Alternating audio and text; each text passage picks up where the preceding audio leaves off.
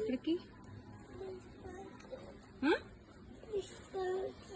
పుష్పక ఎందుకు ఎందుకు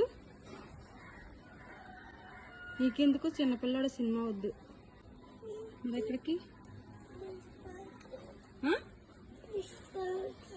పుష్పక ఎందుకు ఎందుకు నీకెందుకు? చిన్నపిల్లాడు సినిమా వద్దు. వద్దు.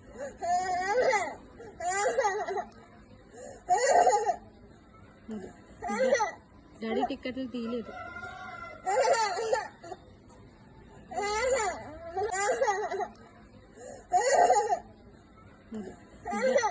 డాడీ టిక్కెట్లు తీయలేదు.